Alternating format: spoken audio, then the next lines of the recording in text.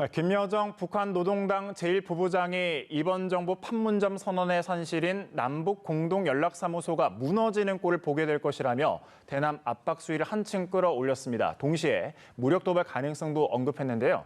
이 같은 발언의 의도는 무엇인지 전문가와 함께 짚어보겠습니다. 황재욱 민족화해협력 범국민협의회 정책위원장 나오셨습니다. 어서 오십시오. 안녕하세요. 네, 김여정 제1부부장의 발언 수위가 갈수록 좀 높아지고 있습니다. 어제 저녁 담화에서 남북연락사무소 철거를 예고를 했습니다. 단순 폐쇄가 아니라 철거까지 무너지는 꼴을 보게 될 것이다. 이렇게 예고를 하고 군사 도발 가능성까지 내비쳤는데 자, 이유는 뭐라고 보십니까? 네, 지난 4일 김여정 담화가 시작된 이후 어저께 이제 13일까지 리성권 또 장금철, 김여정 담화를 통해서 대남 그 비난 공세의 수위를 점점 더 높여왔습니다. 그래서 결국에는 군사적 도발까지 예고를 한 상태입니다. 이러한 상황은 제가 보기에는 문재인 정부에 대한 어떤 그 남북 관계에 대한 인내심이 이제 한계에 다다랐다. 네. 그리고 두 번째로는 북한의 내부의 불만을 어떻게든 막기 위해서 지금 수위를 높여가고 있다라고 생각합니다. 네. 실제 그 담화 그 문 내용을 보면 남조선 당국이 궁금해할 그 다음에 우리 계획에 대해서도 이 기회에 암시를 한다면 다음번 대적 행동의 행사권은 우리 군대 총참모부에 넘겨주려고 한다. 이런 식으로 언급을 했거든요. 이게 단순히 협박용일까요? 아니면 실제로 도발에 나설 가능성이 있다고 봐야 될까요? 지금 북한에서 보내오는 답안이나 메시지를 통해서 볼 때는 단순한 위협이다라고도 보여지는 부분이 충분히 있습니다. 지금 이 상황에서 우리 문재인 정부에서 어떤 그 대북 제안을 해도 북한에서는 지금 받아들일 상황은 아닌 것 같고요. 현재 북한이 그 군사적 도발까지도 예고한 점은 분명히 아마 그 국지전이나 전면전은 아닐지라도 접경 지역이라든가 서해의 그 NLL 지역에서의 우리 주민들을 불안케 하는 어떤 구체적인 도발의 가능성은 저도 생각하고 있는 중입니다. 그렇군요. 연속적인 행동으로 보복해야 된다. 남측과 확실하게 결별할 때가 왔다. 또 배신자라는 단어까지 썼거든요. 김여정이. 네네. 2년 전 평창 동계올림픽을 앞두고 이제 평화의 메신저 역할을 했던 김여정이 이렇게 전면에 나서서 남북 관계 파국의 주역이 됐는데 이유는 좀 뭐라고 보십니까? 결국에는 김여정의 담화는 김정은 위원장의 말이라고 그 의지가 담겨 있다라고 충분히 해석이 되는 부분이고요. 2018년 2월에 평창 동계올림픽에 김여정 제1부부장이 특사로 왔었죠. 그때까지만 해도 남북 관계에 대해서 굉장히 어떤 희망적인 저희가 그 희망을 가질 수 있었었는데 작년 2019년에 남북 관계가 경색이 되었을 뿐만 아니라 북미 간의 대화도 실질적으로 없었습니다.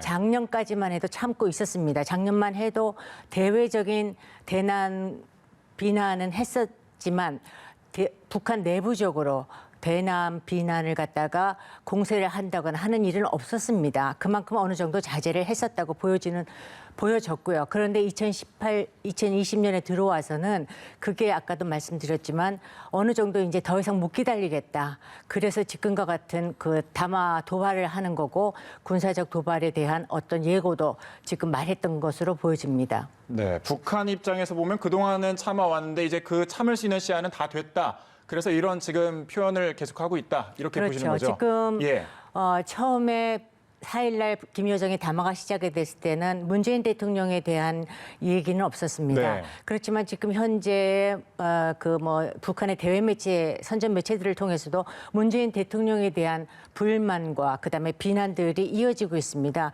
그런 것들은 문재인 대통령께서 지금까지 추진해온 남북 간의 어떤 화해 협력에 대한 기대에 대해서 굉장히 실망했다라는 것이 보여지고 특히 문재인 정부가 남북 관계의 어떤 교류 협력을 북미 관계의 대화와 대화와 그 진행 상황에 따라서 같이 가고 있다는 거에 대한 불만이 굉장히 커져 있다라고 보여집니다. 그렇기 때문에 이번에 담화의 내용들을 살펴보면 굉장히 우리가 무슨 사대주의에 미국을 쫓아간다. 거기에 대한 불만들이 굉장히 많이 담겨 있습니다. 그렇기 때문에 남북 대화는 따로 하면서 어떤 그런 기대를 가졌었는데 그런 기대가 진행되고 있지 않으니까 지금 폭발한 것이 아닌가 그렇게 생각되고 있습니다. 네, 문재인 대통령을 믿고 핵 경직 노선을 이제 뭐 포기하고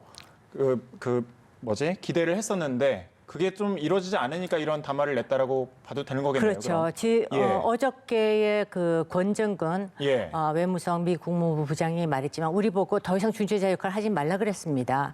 그리고 핵이라는 문제는 북미 간에 풀어야 될 문제인데 우리가 낄 틈이 없다라는 말을 한 것들 보면은 결국에는 우리의 중재자 역할 문재인 대통령께서 남북 관계와 북미 관계 어떤 선순환을 이루어서 나가겠다라는 네. 거를 올해 신년사에서도 밝혔는데 거기에 대한 어떤 실천적인 행동들이 보여지고 있지 않으니까 북한에선 그런 것들을 지적하고 있는 것 같습니다. 알겠습니다. 북한 내부 결속을 강화하겠다는 뜻도 있다 이런 분석도 나오고 있거든요. 북한이 내부 결속이 필요할 정도의 그런 상황인가요? 어떤 문제가 있습니까? 북한 국제사회, 그러니까 유엔에서 대북 제재를 시작한 것이 2017년 말입니다. 그럼 지금 대북 제재 3년 차로 접어들었는데 사실 이번에 코로나19 위기는 전 세계적으로 우리가 예측하지 못한 상황이잖아요. 그러니까 북한에서의 북중 무역, 북중 국경선이 네. 폐쇄되어 있기 때문에 더 경제적인 상황은 안 좋아졌고 또 3년 동안 지속되어 있는 대북 제재로 인해서 북한의 경제가 굉장히 많이 위축이 되어 있습니다. 사실 김정은 위원장이 5개년 경제계획이라 그래서 굉장히 경제와 민생 현안에 중점을 두고 있는 상황에서 그러한 것들이 일정의 착오가 생기니까 지금 현재 내부 결속, 내부 불만을 갖다가 외부의 적을 상정을 해가지고 내 탓이 아니다. 그런 식으로 이런 불만들을 갖다가 해결해 나가는 것이 아닐까라고 생각되는 부분도 있습니다. 네, 지금 상황을 보면 김여정 부부장이 그동안 뭐 실세 반열에 올랐다는 말은 있긴 하지만 지금 약간 상황을 보면 김정은 위원장을 대신해서 계속해서 뭐 발언도 하고 이러고 있는데 제1부부장이라는 직위로 이렇게 내부 권력을 좀 장악할 수 있었던 배경은 어디에 있다고 보십니까? 네, 백두혈통 아닙니까? 예. 그러니까 김여정은 김정은 위원장과 혈육이고 그다음에 김일성 일가의 백두혈통이기 때문에 그 직위가 중요한 것이 아닙니다. 부부장이라는 직위는 중요하지 그렇죠. 않다. 예. 그런데 이제 이번에 담화를 통해서 나온 건 뭐냐면은 김여정 담화가 어저께 김여정 제1부부장 담화에서 자기는 김정은 위원장 동지와 당과 국가의 권한을 부여받아서 네. 행동들을 지시했다라고 나와 있습니다. 그러니까 자기의 말을 빌어서 확실하게 나는 이인자다. 그런 것을 내비친 확고하게 이제 실세다라는 것이 보여지는 부분입니다. 예. 문재인 대통령이 그 4.27 판문점 선언 2주년을 맞아서 했던 발언에서 올해 그 현실적인 남북 협력의 길을 찾겠다. 이렇게 발언을 했었는데 지금 뭐 현실적으로 좀 쉽지는 않아 보이거든요. 우리 정부가 선택할 수 있는 카드는 어떤 게 좀 있을까요? 지금 현재 북한의 이 연이은 아주 공세적인 담화 때문에 사실 우리 정부의 입지가 굉장히 축소가 되어 있다라고 보여집니다. 네. 지금 이런 상황에서 우리가 뭐 대통령이 나서서 북한에 무슨 제안을 한다 그래도 아마 북한은 단칼에 거절할 것입니다. 이러한 상황에서 그러면 우리 정부가 할 수 있는 방법이 무엇일까라고 생각을 보게 되는데요.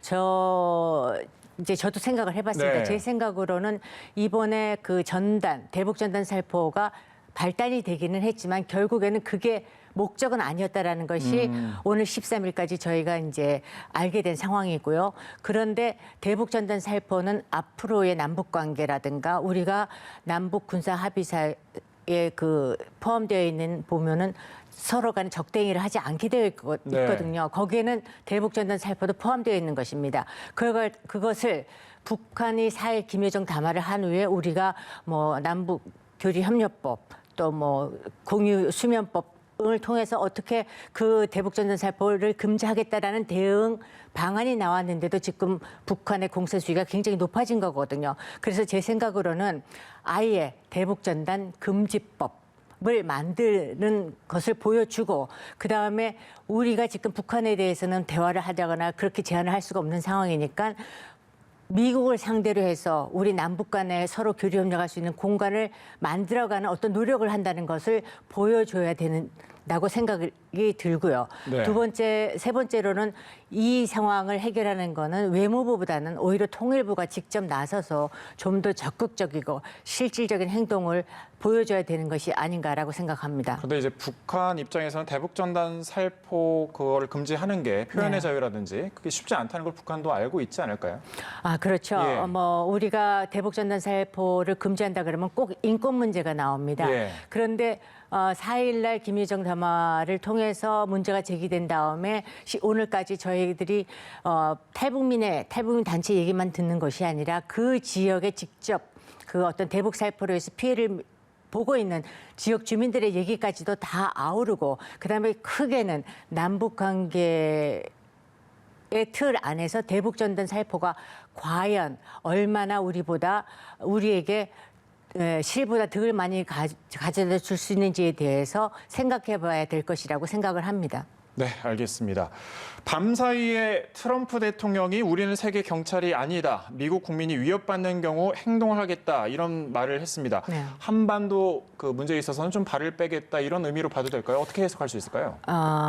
이것이 김여정 부부장 담화가 나오고 나서 트럼프 대통령이 한 말이라기보다는 물론 특정은 하진 않았습니다. 육군사관학교에서 이제 무슨 졸업식에 참석하면서 했던 말인 걸로 보여지는데 일단은 북한에서 대미 비난, 그다음에 대남 비난의 수위의 차이가 있습니다. 네. 굉장히 그러니까 미국에 대해서 얘기할 때는 북한 주민이 다 보는 노동신문을 통해서라기보다 굉장히 수위가 낮은 매체를 통해서 하고요. 그다음에 항상 북미 대화의 여지를 남겨두고 있습니다. 네. 그런데 그렇게 북미 대화 여지를 남겨두고 있는 상황에서 대남, 한마디로 남북 관계는 굉장히 세게 나오고 있거든요. 이것은 뭐냐면은 남북 관계의 경색과 우리가 대남 비난을 하는 거를 보면서 미국이 어떤 행동을 해줄 것을 바라고 또 이제 우리 정부로 하여금은 그 미국에 대해서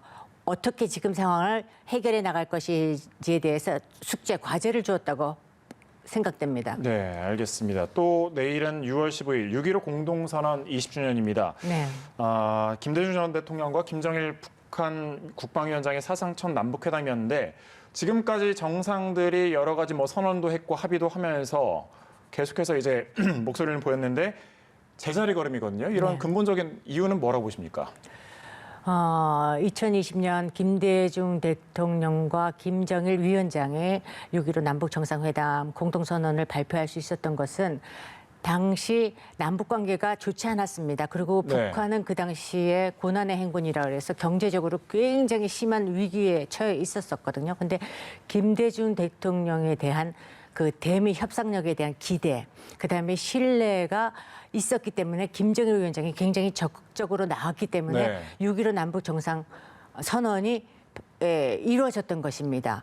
그 이후에 김대중 대통령께서는 그걸 실천으로 옮겼기 때문에 남북 간의 평화 협력의 새 시대를 열었고 금강산 관광이 재개가 됐었죠.